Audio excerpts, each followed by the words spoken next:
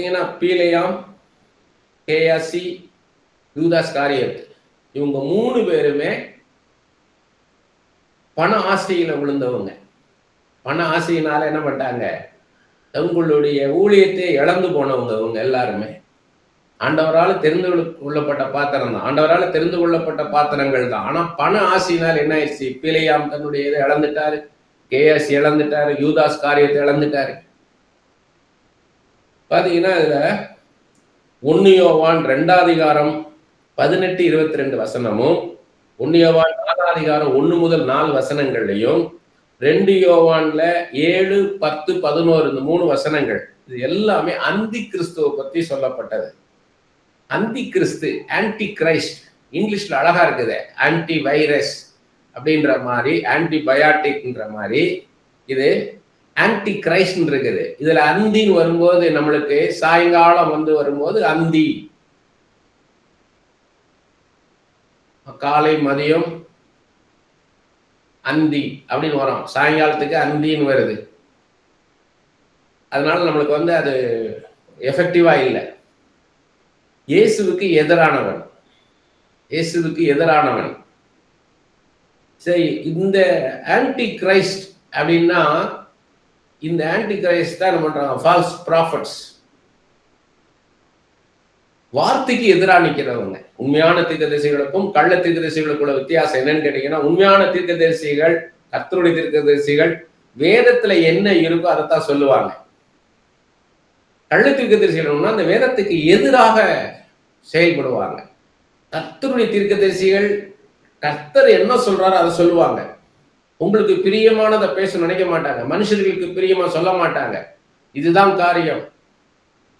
உன்னை நீ தகுதிப்படுத்த, உன்னை கர்த்தர் ஆசீர்வதிப்பார். உன்னுடைய ஜபம், நீ நினைக்கிற உன் ஜபம் நல்லா ஜபிக்கிற நினைக்கிற, நீ நினைக்கிற நான் பைபிள் வாசிக்கிறது போதும் நினைக்கிற, நீ நினைக்கிற கர்த்தருக்கு உனக்குள்ள உறவு சரியா இருக்குதுன்னு நினைக்கிற, இது போதுமானது நினைக்கிற, அது போதுமானது அளவு இல்லை அப்படின்னு சொல்றவன் தான் கர்த்தருடைய தீர்க்கதரிசி. நீ ஒரு ஜப வீராங்கனை, நீ ஒரு ஜப வீராங்கனை, உன்னை தெபோராளாக கர்த்தர் பார்க்கிறான்றான் கள்ள தீர்க்கதரிசி. அது பைபிளுடைய வார்த்தை தான். எஸ்தரை போல ஜபிக்கிறாய், தெபோராளை போல தேசத்துக்காக மன்றாடி கொண்டிருக்கிறாய், உன்னை ஒரு தெபோராளாக பார்க்கிறான்றான் ஃபால்ஸ் ப்ராஃபட். ஆனா உங்க மனசாட்சி சொல்லும், நீங்க எந்த அளவுக்கு ஜபிக்கிறீங்க, உங்க ஜபம் போதுமான அளவு இருக்குதா, உங்க வேத தியானம் போதுமான அளவு இருக்குதா, உங்களுடைய துதி ஆராதனை போதுமான அளவு இருக்குதா, உங்களுக்கும் கர்த்தருக்குள்ள உறவு போதுமான அளவு இருக்குதா, எந்த ஏரியால நீங்க குறைவுபட்டவளா இருக்கீங்கன்றத உங்க மனசாட்சியே பேசும். உங்க மனசாட்சி தான் சாட்சி. அதனாலதான் ரோமர் 9:2 அப்போஸ்தலனாகிய பவுல் சொல்றாரு, பரிசுத்த ஆவிக்குள் என் மனசாட்சியும் சாட்சி சொன்னதே, விட்னஸ் சொல்றாரு. Holy spirit plus my conscience, இந்த ரெண்டும் விட்னஸ்ன்றார். உங்களுக்கே தெரியும். அப்ப உங்களுக்கே தெரியும் இது ஃபால்ஸ் ப்ராஃபட், இது ஃபால்ஸ் ப்ராஃபஸின்றது. அப்ப வேதத்துக்கு எதிராக ஒரு காரியம் சொல்லப்பட்டா அதை ஏற்றுக்கொள்ளக்கூடாது. யாரு தீர்க்க தரிசனம் சொன்னாலும் சரி, நீங்க மற்றவங்களுக்கு தீர்க்க தரிசனம் சொன்னாலும் சரி, வேதத்தின் அடிப்படையில இருக்கணும். வேதத்தின் அடிப்படையில இருக்குதா அதை பார்க்கணும். வேதத்தின் அடிப்படையில் இல்லையா தூக்கி போட்டுறணும், அதை எடுத்துக்கொள்ளவே கூடாது.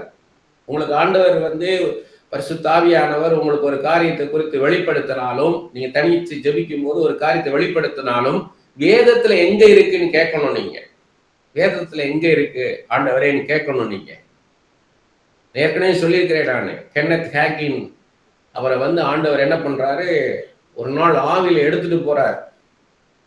அவர் அடுத்த வாரம் ஒரு கூட்டத்துல பேசணும், ஒரு பெரிய டேபர்னக்கல்ல பேசணும், பெரிய கூடாரம் போட்டிருக்காங்க, அங்க அவர் பேசணும். இவர் ஆவில அங்க எடுத்துக்கொண்டு போயிட்டார் ஆண்டவர் கென்னத் ஹேகினை.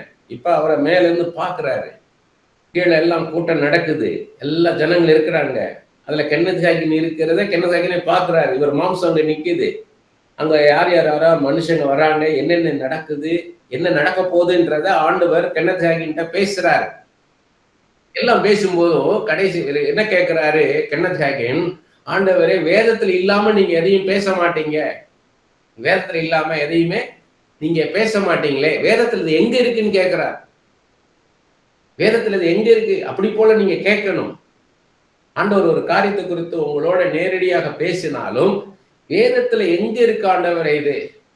ஏன்னா வேதம் இல்லாம நீங்க பேச மாட்டீங்க. வேதத்துல இது எங்க இருக்குன்னு கேட்கணும். அதே மாதிரி ஒருவர் உங்களுக்கு தீர்க்க தரிசனமா சொல்லும் போதும் நீங்க கேட்கணும். தீர்க்க தரிசனத்தை கேட்கணும். இது எங்க இருக்குது?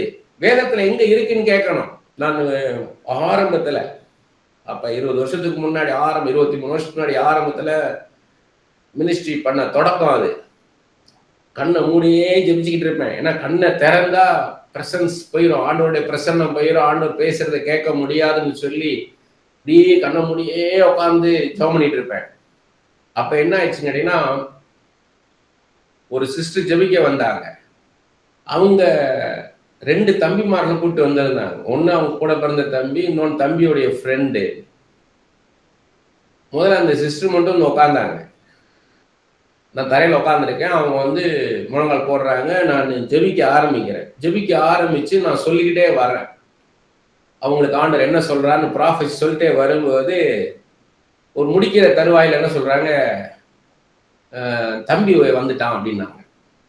எனக்கு அப்ப எந்த தம்பி, உங்க கூட பிறந்த தம்பியா இல்ல தம்பியோடைய ஃப்ரெண்டா அப்படின்னு கேட்க தோணலை.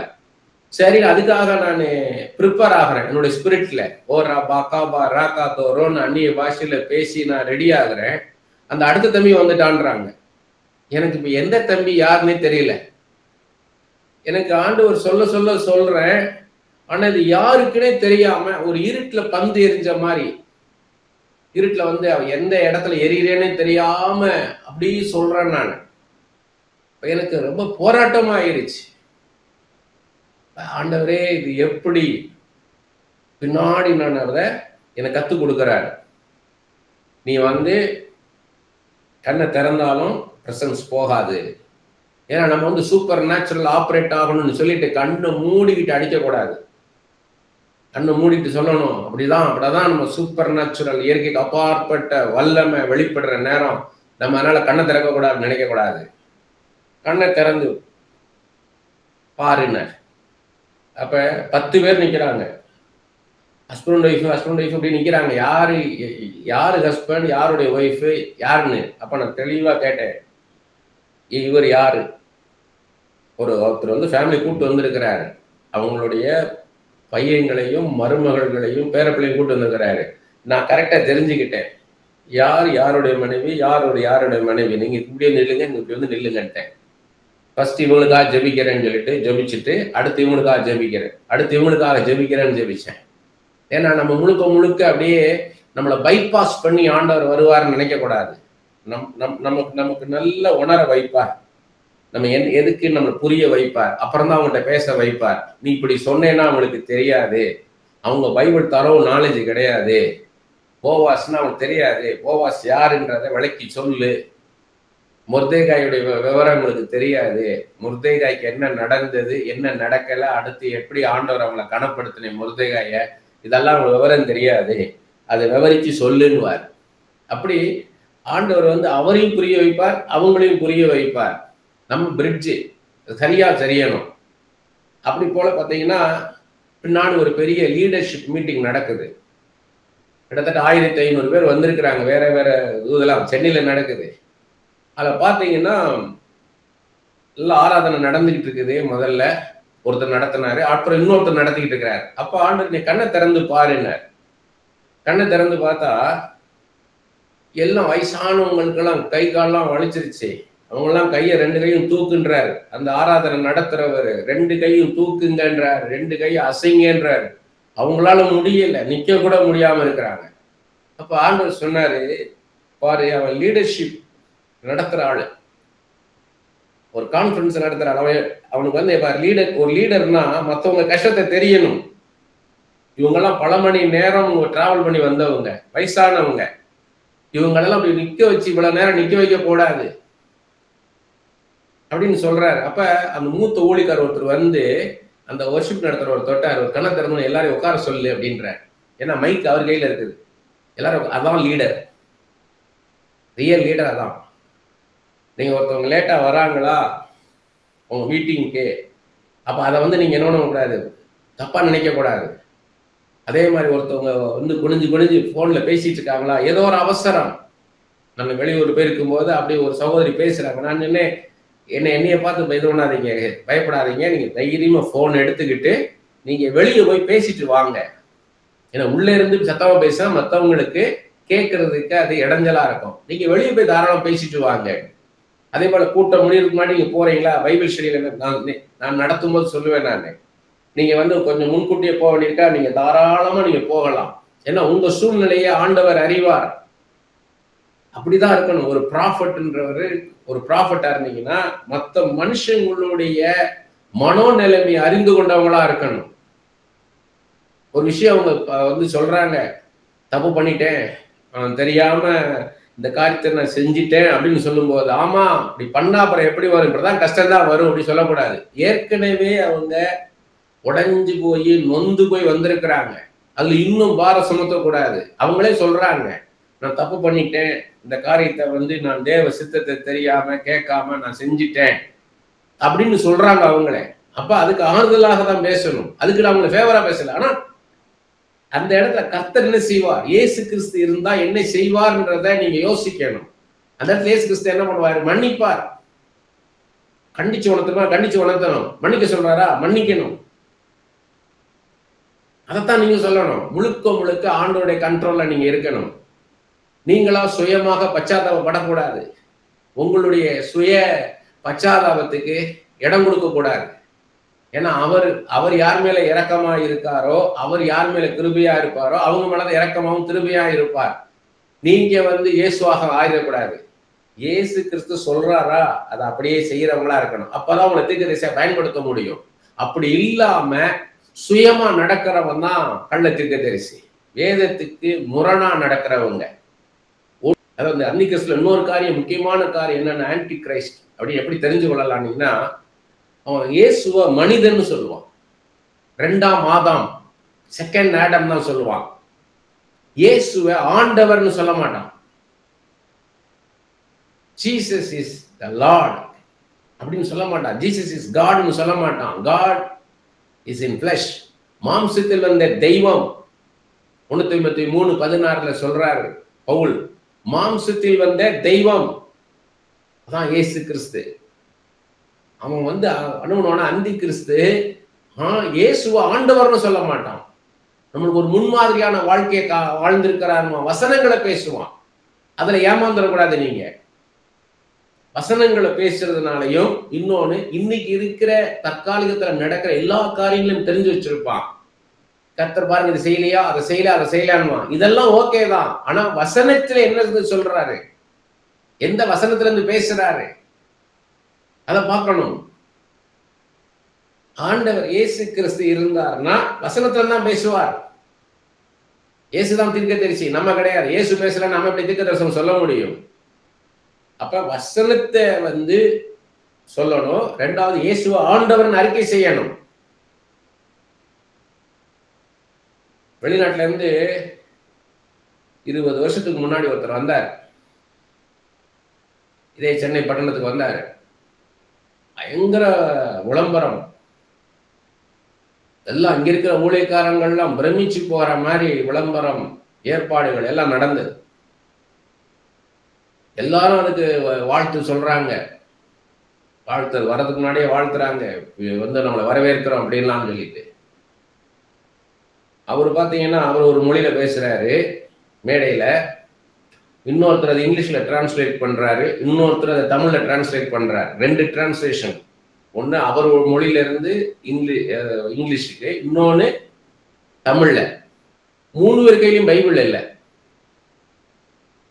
என்ன சொன்னா, நல்ல வசனம் தான் பேசிட்டே வந்தான். ஆனா என்ன பண்ணாங்கன்னா, அவர் 2ஆம் ஆதாம்ட்டான், 2ஆம் மனிதன். அவரு ஒரு மனிதன் தான்ட்டான்.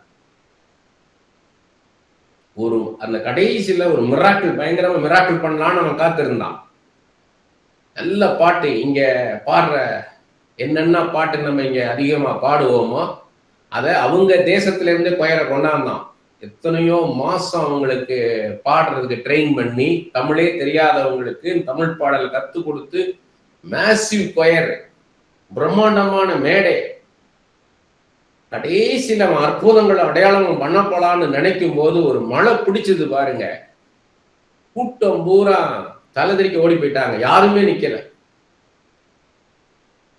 ஆனா அதோட முடிஞ்சது. அதுக்கப்புறம் இங்க அவன் வரவே விடல ஆண்டவர். அந்திகிறிஸ்துன்றவன் இயேசுவுக்கு எதிரானவன், வார்த்தைக்கு எதிரானவன், இயேசு ஆண்டவர்னு ஏற்றுக்கொள்ளாதவன். அடுத்தது 1 யோவான் 5:16 பாத்தீங்கன்னா, மன்னிக்க முடியாத பாவம் அப்படின்னு ஒண்ணு சொல்றார். மரணத்துக்கு ஏதுவல்லாத பாவத்தை தன் சகோதரன் செய்ய ஒருவன் கண்டால் அவன் வேண்டுதல் செய்ய கடவன். மரணத்துக்கு ஏதுவல்லாத, அதாவது இந்த பாவத்துக்கு தண்டனை மரணம் கிடையாது, அப்படி இருக்க பாவத்தை சொல்றாரு. மரணத்துக்கு ஏதுவல்லாத பாவத்தை தன் சகோதரன் செய்ய ஒருவன் கண்டால் அவன் வேண்டுதல் செய்ய கடவன். அதுக்காக நீங்க ஜெபிக்கலாம்ன்றாரு. அப்பொழுது அவனுக்கு ஜீவனை கொடுப்பார். யாருக்கு என்றால் மரணத்துக்கு ஏதுவல்லாத பாவத்தை செய்தவர்களுக்கு. மரணத்துக்கு ஏதுவான பாவம் உண்டு. இந்த பாவம் செஞ்சா நிச்சயமாக மரணம் தான்றார், அதான் தண்டனைன்றார். அதை குறித்து வேண்டுதல் செய்ய நான் சொல்லேன்றார். ஆண்டவர் உயிரோட எழும்பல அப்படின்னு சொல்றவனுக்கு மன்னிப்பு கிடையாது, நோ ரெசரக்ஷன். இயேசு உயிரோட எழும்பல அப்படின்னு சொல்றதுக்கு அப்படி ஒருத்தன் சொன்னான்னா அவனுக்காக நீ ஜெபிக்காதன்ட்ட, ஏன்னா அவனுக்கு தண்டனை மரணம் தான்ட்டார், அதுக்காக நீ ஜெபிக்காதன்ட்ட. இந்த பைபிள்ல சிலுவையும் உயிர்த்தெழுதலும் இல்லைன்னா இதுக்கு ஏதாவது வேல்யூ உண்டா? இயேசு கிறிஸ்து சிலுவையில மரித்தார், அடக்கம் பண்ணப்பட்டார், 3ஆம் நாள் உயிரோடு எழும்பினார், இன்றைக்கும் ஜீவனோடு இருக்கிறார். இந்த காரியத்தை மட்டும் நீங்க எடுத்துட்டீங்கன்னா இந்த பைபிள் ஒரு சாதாரண புஸ்தகம், இதுக்கு எந்த வேல்யூயும் கிடையாது. இயேசு உயிரோடு எழும்பினார்ன்றதுனாலதான் இது ஒரு சூப்பர் நேச்சுரல் புக்கா இருக்குது. அதான் மன்னிக்க முடியாததுன்றது. வெளிப்படுத்தின விசேஷம் 2ஆம் அதிகாரம் 2வது வசனத்துல வெளிப்படுத்தின விசேஷம் ஒரு 7 சபைகளை வச்சு பேசுறாரு அப்போஸ்தலனாகிய யோவான். அது ஃபியூச்சருக்கும் தான் பிரசன்ட்டுக்கும் தான். அதாவது ஃபியூச்சரை பத்தி சொல்றாரு, பிரசன்ட்லி அதே மாதிரிதான் ஆவிக்குரிய நிலைமை இருக்குது சபைகள்ல. அதனால அது ஒரு ஸ்பெசிபிக் பீரியடுக்கான ஒரு புக்கு கிடையாது. ரெவலேஷன் அப்படின்றது அந்த வெளிப்பாட்டு புஸ்தகம் ஒரு குறிப்பிட்ட காலகட்டத்துக்கு கிடையாது, அது எதிர்காலத்துக்கா அப்படின்னா ஆமா, நிகழ்காலத்துக்கும் தான், காலகாலங்களுக்கும் அது தீர்க்கதரிசன புஸ்தகம். அது வெளிப்படுத்தின விசேஷம் 2ஆம் அதிகாரம் 2வது வசனத்துல இந்த கான்டெஸ்ட்ல நான் சொல்றது, அப்போஸ்தலர்கள் அல்லாதவர்கள் தங்களை அப்போஸ்தலர் என்று சொல்வார்கள். இந்த வசனத்தை பூரா படிச்சேன்னா உங்களுக்கு நேரம் எடுக்கும், சுருக்கமா சொல்றேன் நான். வெளிப்படுத்தின விசேஷம் 2ஆம் அதிகாரம் 2வது வசனம், அப்போஸ்தலர்கள் அல்லாதவர்கள் தங்களை அப்போஸ்தலர்கள் என்று சொல்லிக் கொள்வார்கள் இருக்குது. அடுத்தது 6வது வசனம், 6வது வசனமும் 15வது வசனமும், 2ஆம் அதிகாரத்துல 6வது வசனம் 15வது வசனமும், யூதர் அல்லாதவர்கள் தங்களை யூதர்கள் என்று சொல்லுவார்கள். இது வேஷம் போடுறது. அப்போஸ்தலர் அல்லாதவர்கள் தங்களை அப்போஸ்தலர் சொல்லுவாங்க. அப்ப நீங்க புரிஞ்சுக்கணும், அப்போஸ்தலர்கள்னா என்ன அடையாளம்? ஒருத்தன் அப்போஸ்தலன் அப்படின்னா நிறைய அசிஸ்டன்ஸ் பாஸ்டர்ஸ் வச்சிருக்கிறவங்க, நிறைய சபைகளை நிறுவனவங்க, அவங்க அப்போஸ்தலர்ன்றுவாங்க. பைபிள்ல என்ன சொல்லியிருக்குது? அப்போஸ்தலருக்கான அடையாளம் என்ன? யூதாஸ் காரியத்தை இடத்துக்கு ஒருத்தனை தெரிந்தெடுக்கணும். அந்த 12 அப்போஸ்தலர்கள்ல யூதாஸ் காரியத்தை இறந்துட்டாரு, அவர் இடத்துல ஒருத்தர் தெரிந்தெடுக்கணும். அதுக்கு தகுதி என்ன? இயேசுவை தரிசிச்சவனா இருக்கணும். அப்ப பவுல் என்ன சொல்றாருன்னா 1 கொரிந்தியர் 9ஆம் அதிகாரம் 1வது வசனத்துல, நான் அப்போஸ்தலன் அல்லவா, நான் இயேசுவை தரிசிக்கவில்லையான்ற. இயேசு கிறிஸ்துவை தரிசிக்கிறவனா இருக்கணும். அந்த கிருபை, அந்த பாக்கியத்தை, அந்த அனுபவத்தை யாருக்கு கொடுக்கிறாரோ அவங்கதான் அப்போஸ்தலர்கள். அப்ப அப்போஸ்தலர் அல்லாம தங்களை அப்போஸ்தலர் நான் இயேசுவை தரிசிச்சேன்னு போய் சொல்லுவான். அப்போஸ்தலர் அல்லாது இருந்து நான் அப்போஸ்தலன்னு சொல்லுவான்றாரு. யூதர் அல்லாது இருந்து நான் யூதர்னு சொல்லுவாங்கன்றாரு. அப்படின்னா யூதர்களா இருக்க மாட்டாங்க. நான் எங்க பரம்பரையில அங்க இருந்தாங்க, எங்க அப்பா யூதர்னு, எங்க அம்மா யூதங்கன்றான். அதெல்லாம் ஐடென்டி கிடையாது. இயேசு கிறிஸ்து அவங்களை அறிமுகப்படுத்தணும். இயேசு கிறிஸ்து என்ன சொல்றான்னு கேட்கணும். நீங்க எல்லாத்துக்கும் மேல வசனம் தான் மெயின். நமக்கு நீ யாரா இருந்தா என்ன, நீ யூதனா இருந்தா என்ன, நீ கிரேக்கனா இருந்தா என்ன, விருத்த சேதனம் பண்ணா என்ன, விருத்த சேதனம் பண்ணாம இருந்தா, நீ ஆணா இருந்தா என்ன, பெண்ணா இருந்தா என்ன, அது காரியம் கிடையாது. வசனம் என்ன சொல்லுது அதை சொன்னா போதும். வசனத்துல நிக்கணும். அடுத்தது பார்த்தீங்கன்னா அதே இது அது வந்து இந்த யூதர் அல்லாத இந்த 9வது வசனத்திலே 15வது வசனம் அப்போ அது வெளிப்படுத்த 3ஆம் அதிகாரம் 9வது வசனத்தில் இருக்குது. யூதர் அல்லாதிருந்தும் தங்கள் யூதர் என்று சொல்வார்கள்ன்றது. அடுத்தது அதே வெளிப்படுத்தும் 2ஆம் அதிகாரத்துல 20வது வசனம் ஏசபேல்ன்றார். இந்த ஏசபேல்ன்றது பெண் ஆதிக்கம். ஒரு வந்து ஒரு ஃபீமேல் டாமினேட் பண்ணக்கூடாது. ஆகாபா தான் ராஜா வச்சிருக்கிறாரு. ஆனா அங்க ஏசபேல் டாமினேட் பண்றா. ஏசபேல் வந்து டாமினேட் பண்றா. அது ஏசபேலின் ஆவி, அது விபச்சாரத்தின் ஆவி, அது அது அது அந்த அது ஆவி. அடுத்தது பார்த்தீங்கன்னா அந்த 15வது வசனம் அதே வெளிப்படுத்த 2வது அதிகாரம் 15வது வசனம் நிக்கோலாய்னு ஒரு டீச்சிங்கை சொல்றாரு. அப்போஸ்தலர் 6ஆம் அதிகாரம் 5வது வசனத்துல பார்த்தீங்கன்னா இந்த யோசனை சபையார்களுக்கு பிரியமாய் இருந்தது. அப்பொழுது விசுவாசமும் பரிசுத்தாய் நிறைந்தவனாகிய ஸ்தேவானையும் பிலிப்பையும் புரோகரையும் நிக்கோனரையும் தீமோனையும் பர்மெனாவையும் யூத மார்க்கத்தமிழரான அந்தியோகிய பட்டணத்தானாகிய நிக்கோலாவின் தெரிந்து கொண்டு, இந்த நிக்கோலா மூலமா தான் வந்துச்சு இந்த நிக்கோலாய் உபதேசம்ன்றது. அந்த நிக்கோலாய் உபதேசம் பார்த்தீங்கன்னா அது வேதத்துக்கு புறம்பானது. நீங்க உங்க சுயமாக நீங்க வாழ்ந்துட்டு போகலாம், சுகபோகமாய் நீங்க வாழலாம், இப்படித்தான் வாழணும் அப்படித்தான் வாழணும்ன்ற ரெஸ்ட்ரிக்ஷன்லாம் கிடையாது. உங்க இஷ்டம் போல வாழலாம்ன்றதுதான் அதோடைய இது. அது டாமினேட் பண்றது. அது வந்து என்னன்னா நம்ம செல்ஃபா நம்ம வாழ்றது, வேதத்தின்படி இல்லாம நீங்க சுயமாக எப்படினாலும் வாழலாம்னு சொல்லி அதான் நிக்கோலாய்ன்றது. அடுத்து அதே 24வது வசனம் வெளிப்படுத்த 2ஆம் அதிகாரம் சாத்தானுடைய ஆழங்கள்னா அது ஆண்டவருக்கு பயந்து வாழ்றத சொல்லாம வசனத்தின்படி வாழுங்கள்னு சொல்லாம இருக்கிறது எல்லாமே அந்நிய உபதேசங்கள். இன்னைக்கு பாத்தீங்கன்னா வெளிப்புறமா பாத்தீங்கன்னா ஒரு காரியத்தை பேசும்போது ஜனங்க இன்ட்ரெஸ்டா கேட்கறாங்க அப்படின்னு உடனே அது சம்பந்தமா வந்து என்ன பண்றது, நான் இன்ஃபர்மேஷனை கலெக்ட் பண்ணி பேசுவாங்க. அது பேசும்போது உடனே எல்லாருமே ஆர்வமா அதை பார்ப்பாங்க. ஆனா வசனத்தின்படி இருக்குதா, கர்த்தர் சொல்ல சொன்னாரா, இந்த நேரத்தை சொல்ல சொன்னாரா? அவன் கள்ள தீர்க்கதரிசிகள் எப்படி இருப்பாங்கன்னா கள்ள போதகர்கள். நான் வந்து ஃபால்ஸ் டீச்சிங்ஸ்க்குள்ள அதிகமாக போகலை. ஏன்னா ஒரு சிங்கிள் ஃபோக்கஸ்டா இருக்கிறாங்க. நான் ஃபால்ஸ் ப்ராஃபஸி ஃபால்ஸ் ப்ராஃபிட் மட்டும் தான் நான் ஃபோக்கஸ் பண்றேன். ஃபால்ஸ் டீச்சிங்க்குள்ள போகல. அப்படி போனால் நான் நிறைய சொல்ல முடியும். மர்ம உபதேசங்கள்னா என்ன, அதெல்லாம் நான் போக வேண்டி வரும். அந்த வந்து லேட்டஸ்ட் சயின்ஸ் அந்த அவங்களுடைய கடைசி அந்த மாதிரி மாற்று உபதேசங்களுக்குள்ள நான் போகலை. அதெல்லாம் போனால் ரொம்ப அது ஒரு தனி புக்கே எழுதலாம். அந்த வந்து அதாவது இந்த வேதத்தை திரித்து பேசுவார்கள் அப்படின்னு பேதுரு சொல்றாரு.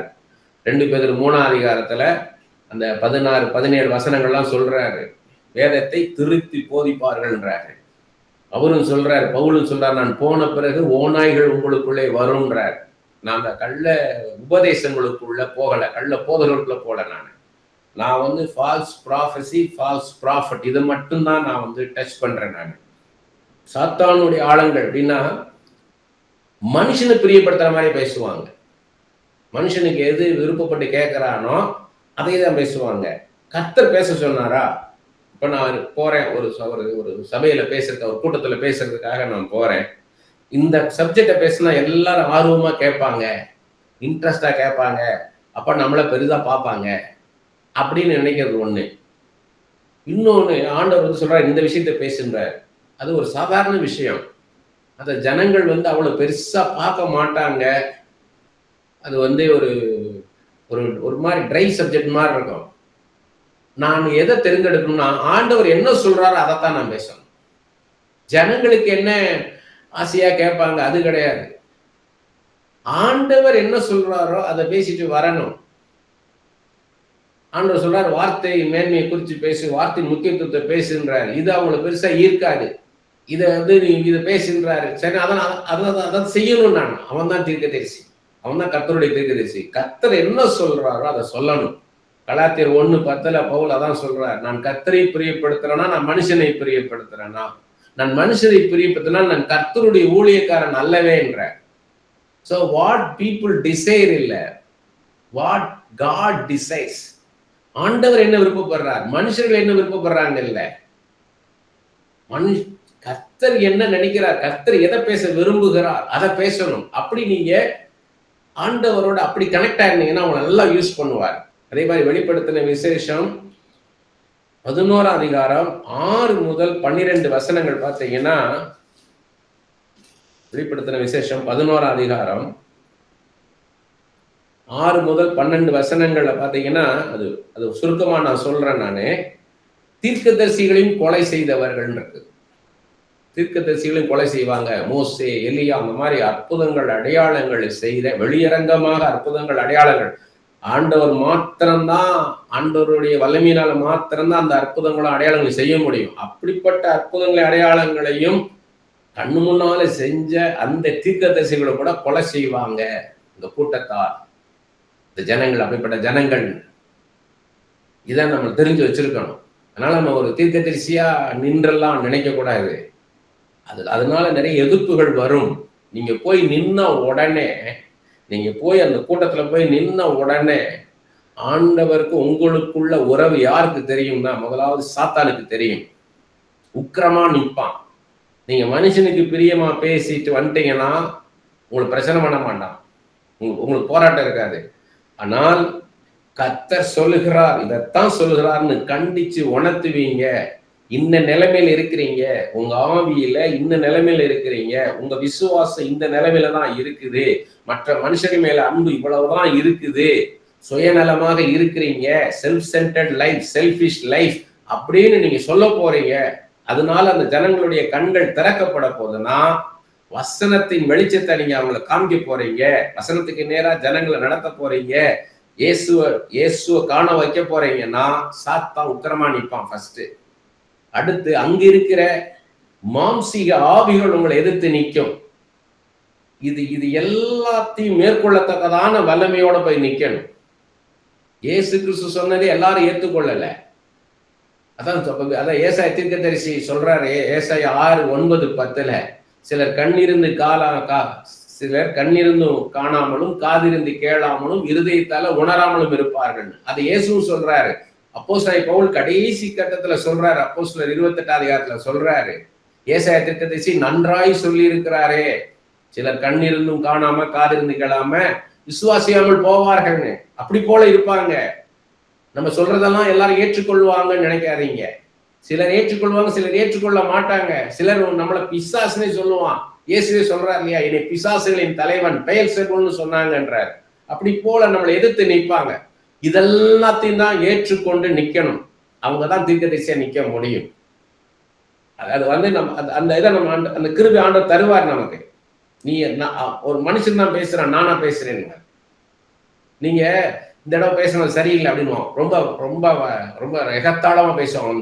மீட்டிங் முடிச்ச பிறகு இந்த தடவை நீங்க பேசுறது சரியில்லை, அந்த சில விஷயங்கள் ஓகே, சில விஷயங்கள் சரியில்லைன்மா, சில விஷயங்கள்லாம் புரியலைன்மா. நீங்க உடனே சோர்ந்துடக்கூடாது. இயேசு பேசுறாரா? இல்ல, பிசாசு பேசுறான். நல்ல கிரிட்டிசிஸ் ஏற்றுக்கொள்ளலாம். நீங்க இந்த காரியத்துல கொஞ்சம் கூட நேரம் எடுத்துட்டீங்க, இதை சுருக்கமா நீங்க சொல்லி இருக்கலாம் அப்படின்னு சொன்னா அதை ஏற்றுக்கொள்ளலாம். எங்க உங்க மனசாட்சி பேசும், உங்க மனசாட்சி சொல்லும் எஸ் எஸ் இருக்கும், ஆமா அந்த விஷயத்த நான் சுருக்கமா சொல்லியிருக்கலாம் அப்படின்னு உங்களுக்குள்ளே தோணும். அடுத்து பாத்தீங்கன்னா வெளிப்படுத்தின விசேஷம் 12ஆம் அதிகாரம் 10வது வசனம், இரவும் பகலும் குற்றம் சாட்டுகிறவன் தான் பிசாஸ். இரவும் பகலும் நம்மளை குறித்து ஆண்டவர்கிட்ட குற்றம் சாட்டிட்டே இருப்பான். அப்படி ஒருத்தன் குற்றம் சாட்டிட்டே இருக்கான்னு வைங்க, அது சரியில்லை, இது சரியில்லை, இது சரியில்லை, ஒருத்தன் இரவும் போல சொல்லிட்டு இருக்கானா, அவன் சாத்தான், அவனுக்குள்ள இருக்குது சாத்தான். அடுத்தது வெளிப்படுத்தின விசேஷம் 12ஆம் அதிகாரம் 2வது வசனம், பேய்கள், அசுத்தாவிகள் இதெல்லாம் இருக்குன்றார். பேய்கள் இருக்கும், பிசாசுகள் இருக்கும், எல்லாம் ஒண்ணுதான், பேய் பிசாசு எல்லாமே. அடுத்தது வெளிப்படுத்தின விசேஷம் 19ஆம் அதிகாரம் 10வது வசனம், தீர்க்க தரிசனத்தின் ஆவி. தீர்க்க தரிசனத்தின் ஆவி ஏற்கனவே சொல்லியிருக்கிறேன். ப்ராஃபட் வேற, ஸ்பிரிட் ஆஃப் ப்ராஃபஸி வேற, தீர்க்க தரிசி வேற, தீர்க்க தரிசனத்தின் ஆவி வேற. தீர்க்க தரிசன ஆவின்றது ஆண்டவர் சொல்லுவாங்க, அவ்வளவுதான். ஆண்டவர் எனக்கு இப்படி சொன்னார் அப்படின்னு சொல்லுவாங்க, மீண்டும் பேச முடியாது. நீங்க போய் ஒரு காரியத்துக்காக இது காட்ஸ் வில் என்னன்னு தெரியணும் அடுத்து நான் என்ன செய்யணும் என் லைஃப்ல அவன் எனக்கு கேட்டு சொல்லுது அப்படின்னா ப்ராஃபட் கேன் ப்ரே. ஒரு தீர்க்கதரிசி ஜெபிச்சு ஆண்டவருக்கு இந்த வெளிப்பாட்டை வாங்கி சொல்லுவாங்க. அந்த நேரம் இன்னொரு கேள்வி கேட்கறீங்கன்னா அதையும் கூட அந்த நேரமே தீர்க்கதரிசி கேட்டு சொல்ல முடியும். ஏன்னா அவங்களுக்குள்ள ஒரு டயலாக் இருக்கும், ஒரு கான்வர்சேஷன் இருக்கும். ஆனா இந்த தீர்க்கதரிசனத்தின் ஆவி இருக்கிறவங்க ஒன்வே தான், ஆண்டவர் சொன்னாருன்னா சொல்லுவாங்க, அவ்வளவுதான். அதே வெளிப்படுத்தின விசேஷம் 19 அதிகாரம் 13வது வசனம், தேவனுடைய வார்த்தை, அவருடைய நாமம் தேவனுடைய வார்த்தை சொல்றாரு பாருங்க. என்னுடைய நாமம் தேவனுடைய வார்த்தை என்றார். அவர் வார்த்தையா இருக்கிறார், வார்த்தையை கனப்படுத்துறார். Word of God, my name is word of God என்றார், வார்த்தை. அப்ப நீங்க இயேசுவோட இருக்கணுமா? வார்த்தையோட இருக்கணும். இப்ப வார்த்தையா தான் இருக்கிறார் அவரு. இந்த வார்த்தையை எடுத்துதான் உங்கள்கிட்ட முகமுகமா பேசுவார். அதனால இரவு பகலா நீங்க வேதத்தை தியானிச்சீங்கன்னா உங்களோட ஆண்டவர் பேசுவாரு. நான் செய்யறதான் பண்றேன். நான் இப்ப இதுக்காக நான் உட்கார்ந்து ப்ரிப்பேர் பண்றேன்னு பண்ண மாட்டேன். நான் பைபிள் படிச்சுக்கிட்டே இருப்பேன். 10 அதிகாரம் 20 அதிகாரம் 30 அதிகாரம் அப்படி படிச்சுக்கிட்டே போவேன். அப்படியே 4ஆம் புஸ்தகம் இருக்கும், லேவியராகமா இருக்கும், இல்ல என்னாகமா இருக்கும், ரெகுலர் ரீடிங், அதை அப்படியே படிச்சுக்கிட்டே இருப்பேன். அப்ப எனக்கு இந்த சில காரியங்களை சொல்லுவார். இந்த அது நான் படிச்சுக்கிட்டு இருக்க பகுதி வேற இருக்கும். ஆனா ஆண்டவர் பேசுற காரியம் வேதத்துல வேற ஒரு இடத்துல இருந்து பேசுவார். உடனே அதை எடுத்து எழுதுவேன். அப்ப எப்பயுமே அலர்ட்டா இருக்கணும். நீங்க ஆண்டவர் சொல்றாரா உடனே எழுதிடணும். உடனே அந்த நேரம் ஆண்டவர் இப்படி சொன்னார் சொல்லிடுவீங்க. 2 நாள் கழிச்சு பாத்தீங்கன்னா வேற காரியம் பேசுவார், இந்த காரியம் உங்களுக்கு மறந்து போயிடும். ஆண்டவர் சொல்ல எழுதணும். நீங்க எழுதுறது வந்து நீங்க வந்து நோட்ல எழுதுவீங்க. ஆனா ஆண்டவர் என்னன்னா உங்க இருதயமாக பலகையில் எழுதிடுவார். உங்களுடைய இருதயத்தின் ஆழத்துல அப்படியே பதிஞ்சிடும். நீங்க படிக்கிற வசனங்கள்லாம் அப்படிதான். நீங்க எங்கேயோ ஒருத்தருக்கு ஜெபம் பண்ணும் போது, இல்ல ஒரு பிரசங்கம் பண்ணும் போது, இல்ல ஒருத்தருக்கு கவுன்சில் பண்ணும் போது இந்த வசனம் உங்களுக்கு இருந்து வரும். ஆச்சரியமா இருக்கும் உங்களுக்கு. இது எங்கிருந்து வருது? அது உங்க மெமரியில இருந்து இல்ல, உங்கள் இருதயத்தின் ஆழத்துல அதை வச்சிருப்பார். அதை எடுத்து அந்த நேரம் உங்கள்கிட்ட கொடுப்பார், ஞாபகப்படுத்துவார். இதை சொல்லுன்னுவார், இந்த சம்பவத்தை சொல்லுன்னுவார். அப்படிதான் நான் சொல்றேன். நான் பில்லி கிரஹாம் பத்தி பேசும்போதும் கென்னத் ஹேகின் சொல்லும் போதும் எனக்கு எங்க இருக்கு அந்த புஸ்தகத்துல கூட இப்ப தெரியாது. அந்த புஸ்தகம் எங்க இருக்குன்னு கூட தெரியாது. என்னைக்கோ நான் படிச்சது எனக்கு அதை நினைப்பூட்டுவார். எப்பயுமே அலர்ட்டா இருக்கணும் நீங்க. அதே 19 அதிகாரம் 20வது வசனமும் 20ஆம் அதிகாரம் 10வது வசனமும், மிருகமும் கள்ள தீர்க்கதரிசியும் அக்னி கடல்ல போடப்படுவாங்க. அப்ப அந்த கள்ள தீர்க்கதரிசியின் முடிவு எப்படி இருக்கும் அப்படின்னா அழிவு உண்டு. ஏன் அவங்களால அனுமதிச்சு வச்சிருக்கிறார் அப்படின்னீங்கன்னா, ஏன் அனுமதிச்சிருக்க நீங்க சொல்லுங்க. ஏன் அனுமதிச்சிருக்கிறார்? அந்த கள்ள தீர்க்கதரிசிகளை ஏன் ஆண்டவர் அனுமதிக்கிறார்? கள்ள தீர்க்க தரிசனங்களை ஏன் ஆண்டவர் அனுமதிக்கிறார்? ஜனங்க பாதிக்கப்படுறாங்க இல்லையா? ஒரு டாக்டர் இருக்காரு, நல்ல டாக்டரா இருந்தா ஓகே. அந்த டாக்டர் போறவனுக்கு எல்லாம் அவன் போட்டு ஏதாவது இன்ஜெக்ஷன் போடுவா, செத்து போவான், அவன் வந்து அவதிப்படுவான், அவன் அவஸ்தைப்படுவான். அப்படின்னா ஏன் அப்படிப்பட்ட ஒரு டாக்டர் ஆண்டவர் அனுமதிப்பாருன்னு நினைப்போமா இல்லையா? அப்ப ஏன் இந்த ஃபால்ஸ் ப்ராஃபஸியும் ஃபால்ஸ் ப்ராஃபட்டையும் ஏன் அனுமதிக்கிறார்? இந்த கள்ள தீர்க்கதரிசிகளையும் கள்ள தீர்க்க தரிசனத்தையும் ஏன் ஆண்டவர் அனுமதிக்கிறார்? பேசுங்க. 2 மெடிசன் இருக்குது. ஒரு மெடிசன் நல்ல மெடிசன், ஒண்ணு வந்து நல்லதில்லை. நல்லது இல்லாத சாப்பிட்டு ஜனங்க கஷ்டப்படுறாங்கன்னும் போது ஆண்டவர் ஏன் அந்த நல்லது இல்லாத மருந்தையே அனுமதிக்கிறார்? ஜனங்களுக்கு ஒவ்வாமையா இருக்குது, அலர்ஜியா இருக்கும்போது அதையே ஆண்டவர் அனுமதிக்கிறார். அதனால அழிவு உண்டாகும் போது ஏன் கர்த்தர் அதை அனுமதிக்கிறார்? ஜனங்களுடைய கண்களை திறந்து ஆண்டவர் எல்லாரையும் சத்தியத்தை அறிந்து கொள்ளும்படி, சரியான நல்ல அவருடைய கற்களுடைய தீர்க்கதரிசி அறிந்து கொள்ளும்படியாக வைக்கலாமே. எவ்வளவு பேர் பாதிக்கப்படுறாங்க. பர்சனலா இன்னைக்கு நம்ம பார்க்கிறோம். என் தனிப்பட்ட விதத்துல நான் பார்க்கிறேன். அநேகம் பேர் இந்த கள்ள தீர்க்க தரிசனத்தாலையும் கள்ள தீர்க்கதரிசிகள் பாதிக்கப்பட்டதை பார்க்கிறேன். நீங்க வந்து இது எப்படின்னா, என்னுடைய சொந்த அனுபவம், ஏதோ ஒரு வாயினால ஒரு தீர்க்க தரிசனம் சொல்லி காதுனால கேட்டது அப்படி இல்லை. அவங்க வந்துட்டு போன பிறகு ஒரு குடும்பத்துக்குள்ள, ஒரு சபைக்குள்ள ஒரு கள்ள தீர்க்கதரிசி உள்ள வந்துட்டு வெளியே போயிட்டா அந்த ஸ்பிரிட் எல்லாரையுமே அலக்களிக்குது. எல்லாருக்குள்ளயும் பகை உண்டாகுது. சபையே பாதிக்கப்பட்டிருக்கு. நான் பார்க்கிறேன். நான் அதனாலதான் இந்த டீச்சிங் எடுத்துட்டு வந்தது நோக்கமே இந்த காலகட்டத்தில் இதை இவ்வளவு தூரம் நான் பேசுவேன் எதிர்பார்க்கவே இல்லை. ஏன்னா பரிசுத்தாவின் வரங்கள் நான் டீச் பண்ணலையும் சரி, எழுதலையும் சரி, தீர்க்க தரிசனம் வரோன்றத ஒரு பார்ட். ஆனால் அதை மெடிடேட்டே பண்ணல. நான் அந்த புஸ்தகத்தையும் நான் எடுத்து பார்க்கல, அந்த நோட்ஸையும் நான் பார்க்கல. கர்த்தருடைய நான் மைண்ட் சொல்றேன்.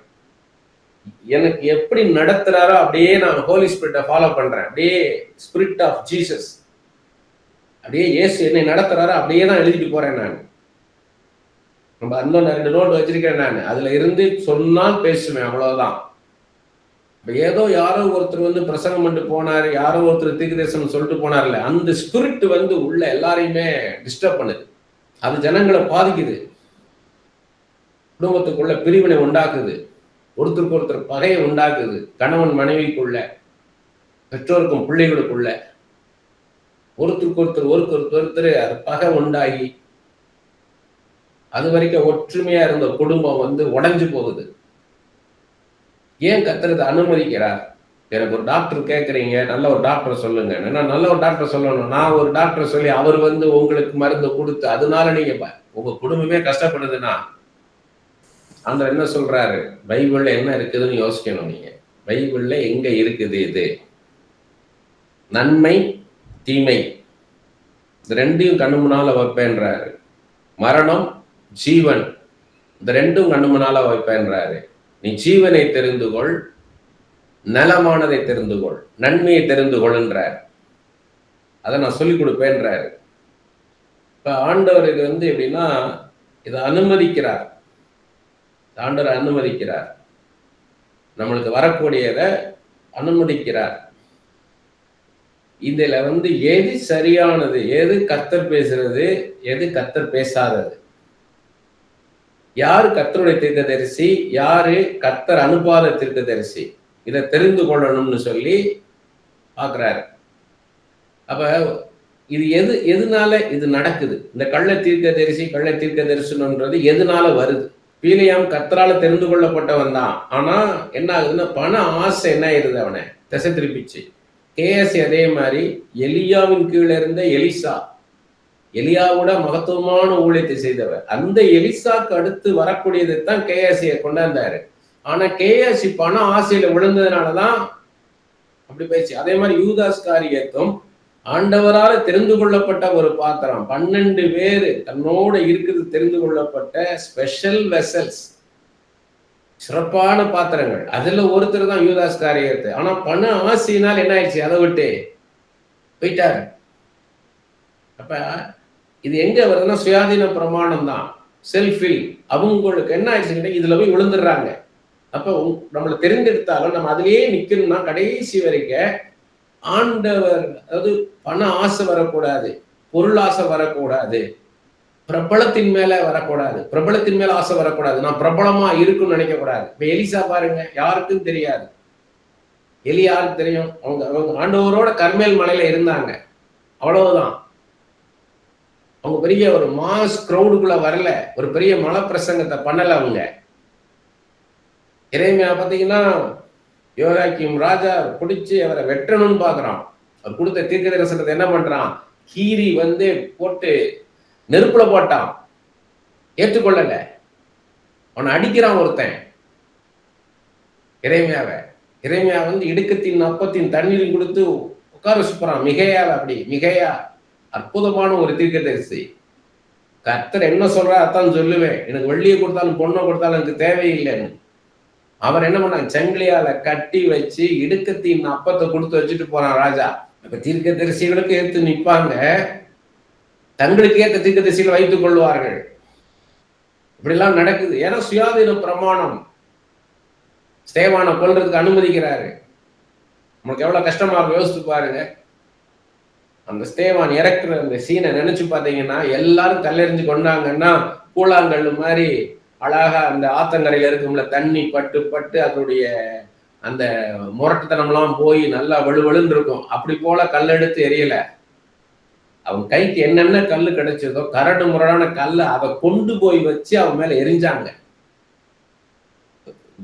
இவ்வளவு பெரிய கல் இருக்கா, அவ்வளவு பெரிய கல், இவ்வளவு பெரிய கல், அவ்வளவு பெரிய கல், எல்லாத்தையும் தான் போட்டு எரிஞ்சாங்க ஸ்தேவான் மேல. கல் எரிஞ்சு அவர் காயப்பட்டு மண்டை கையெல்லாம் உடைஞ்சி உளுந்தார். அது மேல அப்படியே குமிச்சிட்டானுங்க அந்த கல்ல. அப்படிதான் இறந்தார். அப்போஸ்தலனாகிய பேதுருவை தலைகீழா தொங்க விட்டாங்க சிலுவையில. அப்ப இந்த மாதிரி தீர்க்கதரிசிகள் வந்து கள்ளத்தரிசிகள் சுகபோக வாழ்க்கை விரும்பினவங்க தான். அவங்க ஒரு கடினமான வாழ்க்கையை வாழல. கேரித்த ஆற்றங்களில் ஒளிஞ்சுக்கோனா எலியாவை ஒளிஞ்சுக்கோ, கேரித்த ஆற்றங்களில் ஒளிஞ்சுக்கோண்டார். 3.5 வருஷம் ஒளிஞ்சிருந்தாரு. ஓப்பனிங் மினிஸ்ட்ரி கிங்குக்கு முன்னால ராஜாக்களுக்கு முன்பாக நிக்க வைப்பேன் ஒன்னு. ஏன்னா நம்ம விரும்புவோம், நீ ராஜாக்களுக்கு உன்னை தீர்க்கதரிசியாக பயன்படுத்துவார், ஓரா பாக்காபாலாம் நம்ம சந்தோஷப்படுவோம். அடுத்து உன்னை மறைவான வாழ்க்கைகளை உன்னை கொண்டு போவார், ஒரு 3 வருஷம் உன்னை ஒழித்து வைப்பார் அப்படின்னா நம்ம ஏற்றுக்கொள்வோமா? எலியா ஏற்றுக்கொண்டார். அவனுக்கு காமிக்கிறாரு ஆண்டவர், அனுமதிக்கிறார். நன்மையும் தீமையும் நம்ம முன்னாடிக்கிறார். துன்மார்க்கத்தையும் சன்மார்க்கத்தையும் நம்ம கண்ணு முன்னால காமிக்கிறார். இது நல்லது எதுன்னு பாருன்றார்.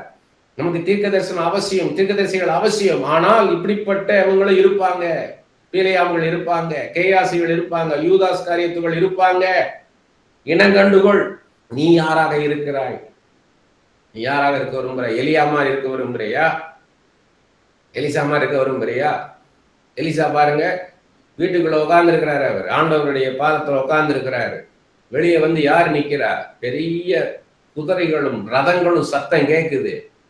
யார் நிக்கிறா? அது எலிசாக்கு தெரியும். ஏன்னா இவர் தான் சொல்லியிருக்கிறார் இஸ்ரேல் ராஜாட்ட, சீரியா தேசத்து சேனாபதி நாகமான் வருவான் தொழுநோயா, அவனை சுகப்படுத்துறேன்னு இருக்கார் கர்த்தர், அவன்கிட்ட அனுப்புன்றாரு. அதனாலதான் நிக்கிறான். அவர் வெளியே போல, வேலைக்காரனை விட்டு அனுப்பிச்சு அவனை யோர்தான்ல போய் முங்கிட்டு போக சொல்லுன்றார். உடனே எத்தனை தடவை முங்கணும்னு கேட்கிறான். உடனே நம்ம 7 தரம்னா 1 2 3 4 தரம் 5 தரம் 6 தரம் 7 தரம் ஏலம் போடுற மாதிரி இல்லை. மோர் தென் ஒன்ஸ், ஒரு தடவைக்கு மேல எத்தனை தடவை முங்கி எதுக்கு சொல்லலாம். சுகமாற வரைக்கும் முங்கி எதுக்கு சொல், அதான் வார்த்தைங்க. பைபிளை சரியா படிக்க தெரிஞ்சிருக்கணும். அப்பதான் நீங்க சரியாக தீர்க்க தரிசனம் சொல்ல முடியும். நீங்க எப்படி பைபிளை சரியாக புரிந்து கொள்கிறீங்களோ அப்பதான் நீங்க சரியாக தீர்க்க தரிசனம் சொல்ல முடியும். தீர்க்க தரிசனம்ன்றது ஏதோ வாயில பேசுறது இல்லை, கர்த்தர் ஜனங்களை நடத்துறது. இருளில் இருக்கிற ஜனங்களுக்கு ஒரு நட்சத்திரத்தை போல இருக்கணும் உங்க தீர்க்க தரிசனம், வழி நடத்தணும். இப்படி நடங்க, இப்படி நடங்க, ஸ்டெப் பை ஸ்டெப் நடத்த தெரியணும். அதுக்கு தான் ஞானத்தை போதிக்கும் வசனம், அறிவை குணத்து வசனம், அந்த வரங்கள்லாம் வேணும். அடுத்து இப்படி நடக்கும், அடுத்து இப்படி நடக்கும், பயந்துராதீங்க. உங்களை எல்லாரும் புறமப்படுவான். யோசேப்புக்கு தீர்க்க தரிசனம் சொல்ற மாதிரி நினைக்கணும். எல்லாம் உங்க கூட இருக்க சகோதர சகோதரிகள் உங்க மேல பொறாமப்படுவாங்க. அதை கண்டு சோர்ந்து போகாதீங்க. உங்களை சங்கிலியால கட்டி இழுத்துட்டு போவோம் வனாந்திரத்துல. உங்க நாக்கெல்லாம் தொங்கி போகும், வறண்டு போகும். உங்க நாக்கு தொண்டையெல்லாம் வறண்டு போகும். உங்களை இழுத்துட்டு போவாங்க, அடிமையா உங்களை விற்பாங்க. உங்க சுதந்திரத்தை நீங்க எடுத்துக்கொள்ள முடியாது. எதையுமே எடுத்துக்கொள்ளாம ஒண்ணுமில்லாத அனாதையை போல உங்களை நடத்துவார். அடுத்து போத்திபார் என்ற வீட்டுல அடிமையா இருப்பீங்க. அடுத்தவங்க பொய் சாட்டு சொல்லப்படும், உங்க சிறைச்சாலையில தள்ளுவாங்க, ஒரு கைதியா இருப்பீங்க. எல்லாரும் உங்களை எள்ளி நகையாடுவாங்க. ஒரு இம்பார்ட்டன்ஸ் இருக்காது, ஒரு சிக்னிபிகன்ஸ் இருக்காது உங்களுக்கு. அப்படி போல இருப்பீங்க. அதுக்கு அடுத்து கர்த்தர் உங்களை உயர்த்துவார். அவன் பானபாத்திரக்காரன் மறந்து போவான், அதுக்கப்புறம் கர்த்தர் உங்களை உயர்த்துவார். அப்படி போல தீர்க்க தரிசனம் சொல்ல நீங்க ஆயத்தமாகணும். மைன்யூட் டீடைல்ஸ் கொடுக்கணும். அப்படி போல தீர்க்கதரிசிகள் நீங்க இல்லை.